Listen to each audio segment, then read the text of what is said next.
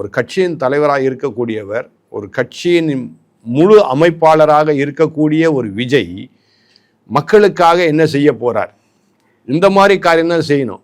கரெக்டா அவருக்கு பாருங்க, இந்த விசில்னு சொல்லி ஒன்று கொடுத்தாங்க. அந்த விசில் அடிச்சாங்க குஞ்சின்னு சொல்லுவாங்க. இந்த சின்ன வயசுல நான் இந்த வார்த்தையை நான் கேட்டுட்டு இருக்கிறேன். நான் அந்த மாதிரி இந்த விசில் அடிச்சாங்க குஞ்சு மாதிரி தான் இந்த விஜய் இன்னைக்கும் பேசிட்டு இருக்கிறாரு. எந்த என்ஜினே அவர் சொல்லிட்டு போறாரு, என்னத்தை கொளுத்து போட்டு நீ எதை பண்ண போற? எல்லாரும் என்ஜின் சொல்லும் போது நீயும் ஒரு என்ஜின்னா, எந்த என்ஜினை பிரதமர் சொன்னார்? அவர் 2 என்ஜின் அழகா சொன்னார். என்ன சொன்னார்னா, ஒன்று அண்ணா திராவிட முன்னேற்ற கழகம், மற்றொன்று பாரதிய ஜனதா கட்சி. ரெண்டும் இணைந்து இப்போ என்ன பண்ண போறாங்க? தமிழ்நாட்டு மக்களை வலுப்படுத்தி நல்ல ஒரு காரியத்திற்கு கொண்டு செல்ல போகின்றார்கள் என்பதை அவர் உணர்த்தி சொன்னார் பிரதமர்.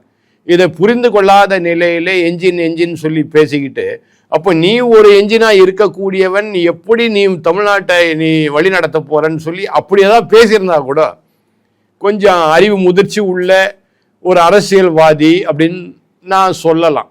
அதற்காக தான் நான் திரும்ப விஜய் கிட்ட என்ன சொல்றேன்னா, தம்பி நீ ஒரு படத்தை நடிச்சேன்னா கோடிகளில் சம்பாதிக்கிற, அதை நீ பாட்டுக்கு செலவு பண்ணிட்டு நீ பாட்டுக்கு போ, நல்லா என்ஜாய் பண்ணு, உன் லைஃப்பை என்ஜாய் பண்ணு.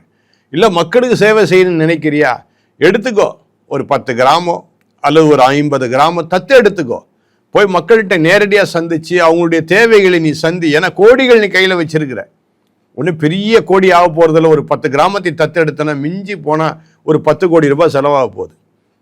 உன்ட்ட அதுக்கு மேலேயும் அதிகமாக இருக்குது பணம். போய் தத்து எடுத்து அந்த மக்களோட மக்களாக நின்று நீ காரியங்களை செய்தனா நீ உன்னுடைய ஆத்மா நல்லா சாந்தி அடையும் எல்லா நிலையிலும்.